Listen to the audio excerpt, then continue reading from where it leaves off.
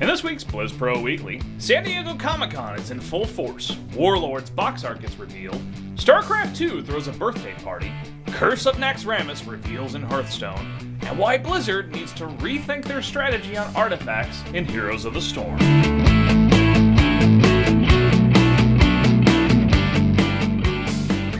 Hey guys, welcome to the newest episode of Blizz Pro Weekly. I know, you're in shock. There's no beard. Yeah, I don't know. I had wild hair to have some change, and it's been fucking hot, and there it is. Still sexy as hell, and I'm always beard-tastic. It doesn't matter what this... Anyway, so San Diego Comic-Con is going on right now.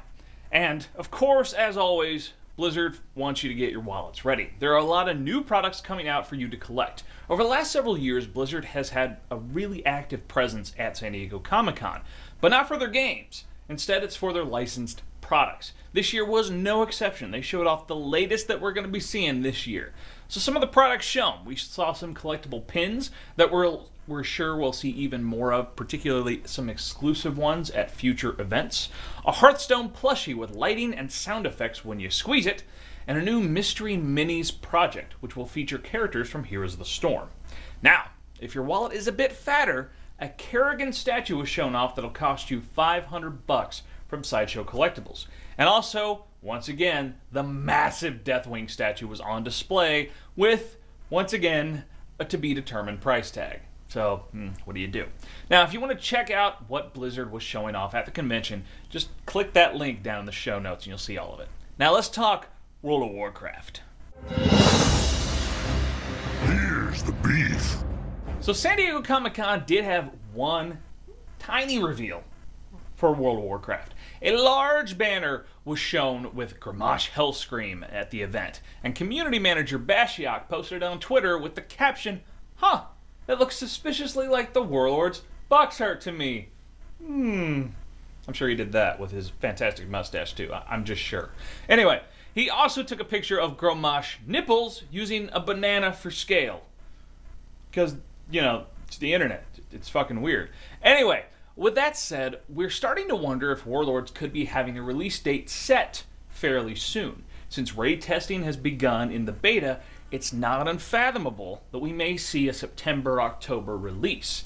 Now, one event to watch for is Gamescom in Germany on August 17th. If Diablo 3 is any indication, it's a popular place for Blizzard to either make a major announcement or show off some really cool stuff, like maybe an opening cinematic. Alright, now, we've been talking in the past about Azeroth Choppers, how it came to an end just a couple months back. Well, now is the time to redeem your free in-game item. The Horde motorcycle can be redeemed by simply logging into your WoW account before September 30th. However, keep in mind, you won't actually get the item until Warlords of Draenor releases. But of course, this lends even more weight to a September-October release date. Alright, enough of that. How about we talk a little Starcraft 2?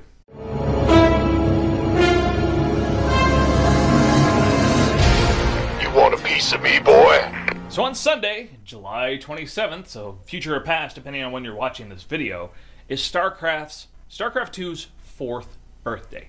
To celebrate, Blizzard has a few in-game treats available for players. First off, all workers will be donning their finest with special little party hats. Right? So whether you're playing a mono battle or just climbing the ladder, your army, or at least a little tiny part of it, will be in a festive mood.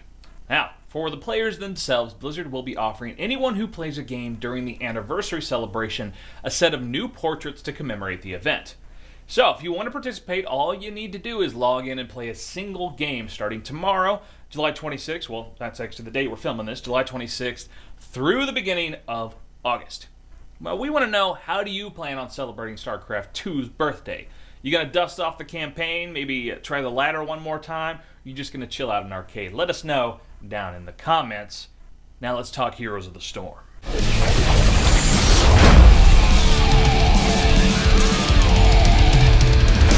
So Blizzard revealed a new hero, and it's now playable in Heroes of the Storm. Rhaegar is an orc shaman from the Warcraft universe and is billed as an aggressive support character.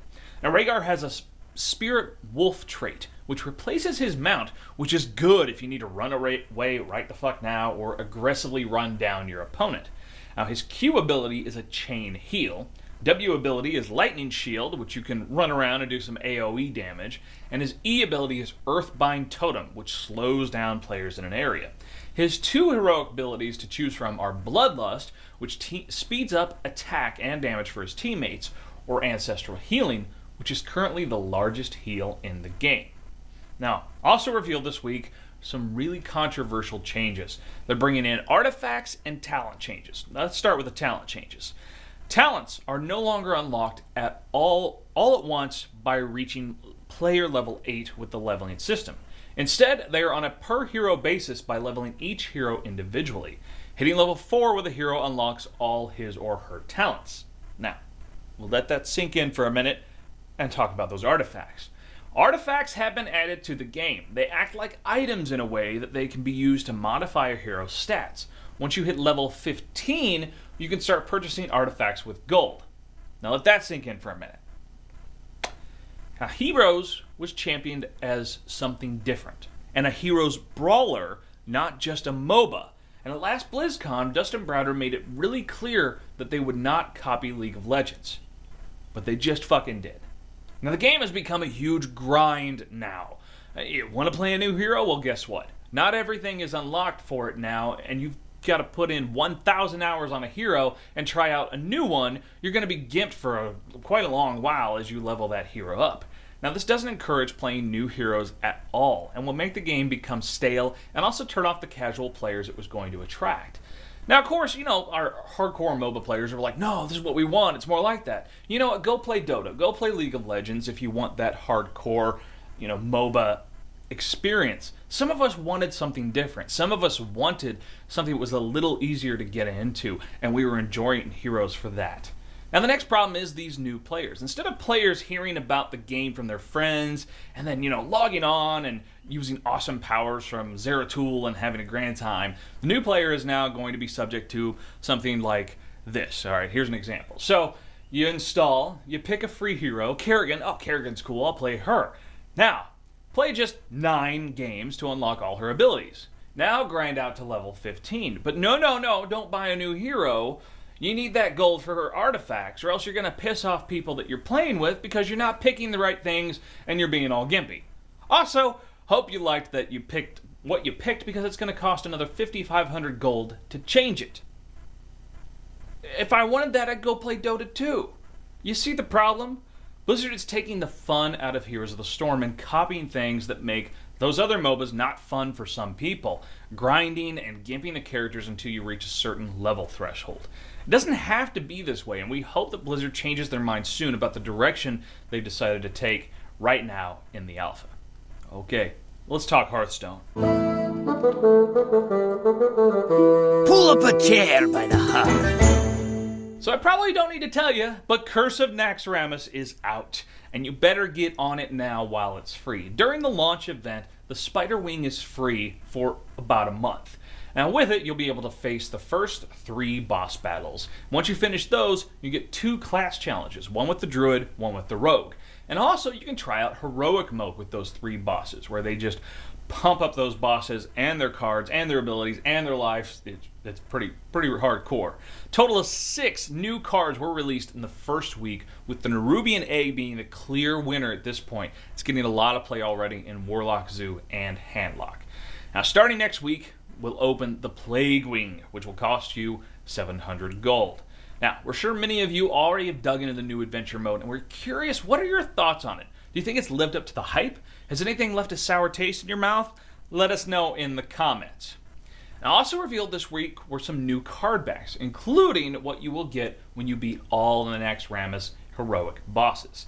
Also, the Season 5 card back was revealed with an Ice Crown theme that has a nice blue effect to it, so players who finish rank 20 or above in Season 5 will get that one. Now, the last one was a mystery card back, but it has a logo that looks really similar to TESPA, the collegiate esports organization that Blizzard has partnered with. So if you visit TESPA's website, it appears that membership benefits for those chapters that have 80 members or more will receive a Hearthstone in-game reward. We're guessing this card back is it.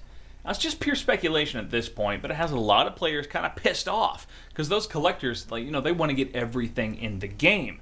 and unless you're a member of this collegiate organization, it might be next to impossible to get this card back. What do you think? Let us know in the comments below. And of course, that does it for this week's episode. So subscribe right here on YouTube, iTunes, both of them. Be awesome.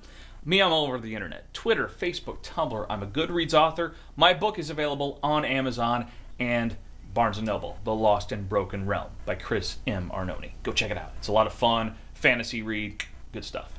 Now, if you ever have a question, please shoot us an email at askthebeard@blizzpro.com. And of course, you want to go to blizzpro.com and all of its awesome sub-sites. We've got news, reviews, interviews, deck lists, everything you need to know about Blizzard Entertainment games. Stay beardy, my friends.